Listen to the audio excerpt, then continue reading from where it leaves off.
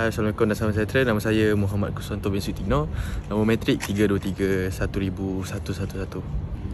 Saya Kalisa binti Syamsul Rahman, nombor matriks 3231-0026131. Nama saya Nur Alisha Izzati binti Zamani, matrik 322-300-5881. Nama saya Nur Nazariza binti Zabidin, nombor matrik 3223-001-321. Okay, nama saya Wana Sufiah binti Wan Abdul Rahim. Nombor matrik saya adalah 3223-003-851. Okay, Assalamualaikum dan selamat sejahtera. So hari ini kita akan borak pasal dokumentari kepimpinan Tun Dr. Mahathir Mohamad atau dikenali sebagai Tun M. So korang mesti kenal pasal Tun M kan? Mesti korang tahu semua biodata pasal dia. Ke tak tahu lagi? Sebab apa-apa, nanti kawan saya akan borak pasal benda ni. Okay, terima kasih kepada kawan rakan saya yang bernama Kus. Kini saya akan membuatkan pengenalan tentang Tun Dr. Mahathir, iaitu Tun M juga dikenali sebagai bapa pemodenan. Nama panjang beliau adalah Tun Dr. Mahathir Mohamad. Okay, beliau dilahirkan di Alustar, Kedah pada tahun 10 Julai 1925.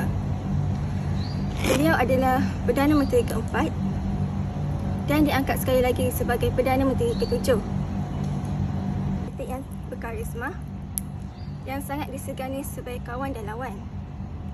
Dengan kejayaan yang mengagumi 7 dekad, beliau adalah seorang tokoh politik yang sangat dihormati di Malaysia. Semasa tempoh terdahulu, beliau telah melancarkan beberapa dasar-dasar yang membantu perniagaan berkembang dan menjadikan pendidikan mudah untuk diperolehi oleh rakyat di negara ini. Okey, seterusnya kita akan bercakap tentang sumbangan Tun Dr. Mahathir. Dr. Mahathir ialah seorang pemimpin yang sangat berwibawa. Kepimpinan beliau terserlah dengan sangat jelas melalui sumbangan beliau. Pertama sekali, Tun Dr. Mahathir telah memperkenalkan dasar pandang ke timur.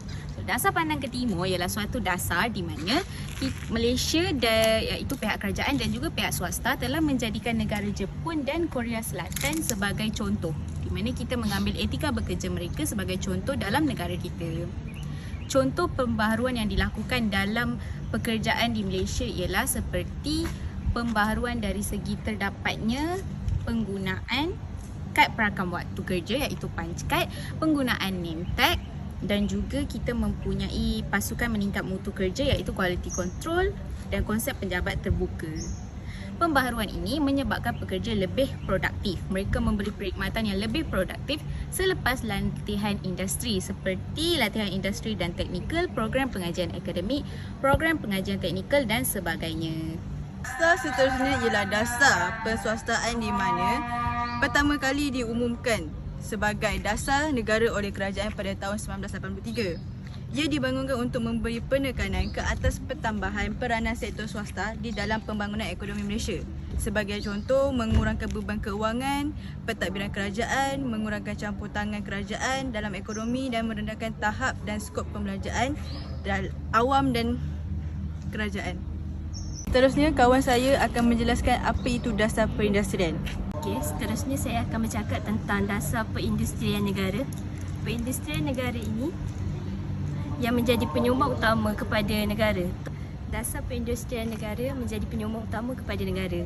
Ia adalah visi politik kerajaan dalam bentuk program untuk mencapai sesuatu matlamat. Yang seterusnya, sektor perkilangan yang menjadi sumber pertumbuhan industri negara dan juga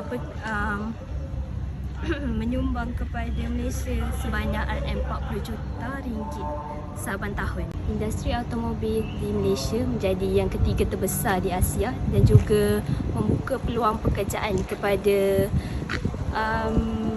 siswa. Peluang pekerjaan juga turut diperluaskan kepada rakyat Malaysia untuk membangunkan ekonomi negara. Antara contoh lain sumbangan Dr. Mahathir ialah lapangan terbang antarabangsa iaitu KLIA, Lita Sepang dan juga sit aliran ringan LRT. So akhirnya kita dah sampai ke penghujung dokumentari tokoh kepimpinan Tun Mahathir. So kesimpulannya, kepimpinan seorang Perdana Menteri terselah melalui sumbangan yang dilakukannya.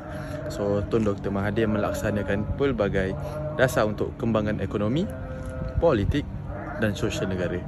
So Tun Mahathir adalah seorang pemimpin yang sangat berpengalaman dalam politik Malaysia.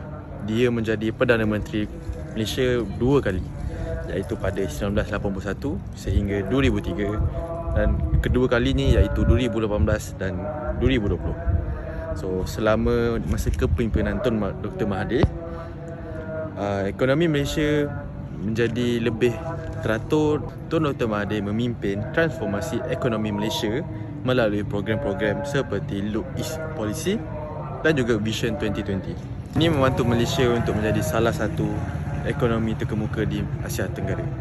So itu saja.